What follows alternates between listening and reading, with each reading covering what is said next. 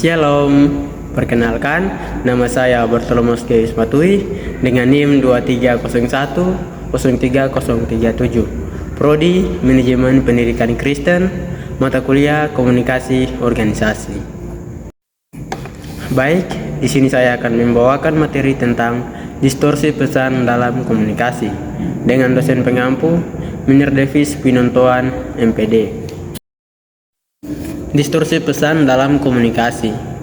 Distorsi pesan dalam komunikasi merujuk pada perubahan atau kesalahan pemahaman pesan yang terjadi antara pengirim atau penerima. Hal ini dapat terjadi karena berbagai faktor seperti perbedaan sudut pandang, asumsi yang salah, atau gangguan selama proses penyampaian. Distorsi pesan dapat menyebabkan kesalahpahaman, konflik, dan bahkan kegagalan dalam mencapai tujuan komunikasi. Faktor-faktor penyebab distorsi pesan. Yang pertama ada perbedaan latar belakang dan pengalaman antara pengirim dan penerima pesan. Yang kedua ada asumsi atau ekspektasi yang tidak sejalan antara kedua belah pihak.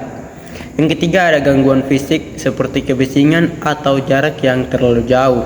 Yang keempat ada gangguan emosional seperti stres atau rasa marah. Yang kelima ada perbedaan bahasa, budaya, atau konteks yang tidak dipahami dengan baik. Yang keenam ada penyampaian pesan yang ambigu atau tidak jelas. Berikut dampak distorsi pesan dalam komunikasi. Distorsi pesan dapat mengakibatkan berbagai dampak negatif seperti 1. Kesalahpahaman.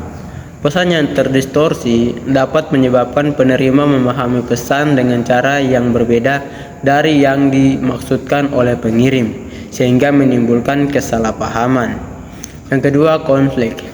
Kesalahpahaman akibat distorsi pesan dapat memicu konflik dan ketegangan dalam hubungan antara pengirim dan penerima.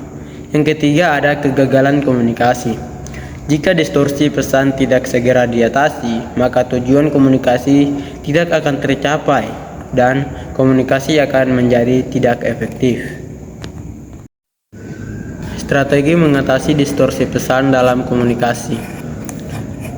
Beberapa strategi yang dapat digunakan untuk menghindari distorsi pesan dalam komunikasi antara lain: komunikasi jelas dan spesifik. Sampaikan pesan dengan jelas, rinci, dan spesifik untuk mengurangi kemungkinan kesalahpahaman. Umpan balik aktif. Tanyakan pemahaman penerima pesan dan berikan umpan balik untuk memastikan pesan tersampaikan dengan baik. Empati dan pemahaman konteks.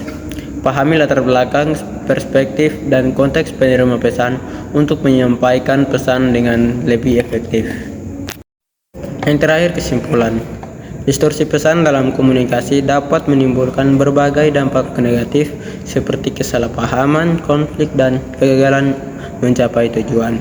Oleh karena itu, penting bagi kita untuk memahami faktor-faktor penyebabnya dan menerapkan strategi komunikasi yang efektif untuk menghindarinya. Dengan komunikasi yang jelas, empati, dan umpan balik yang aktif, kita dapat memastikan pesan tersampaikan dengan baik dan mencapai tujuan komunikasi yang diinginkan. Sekian penjelasan saya mengenai distorsi pesan dalam komunikasi.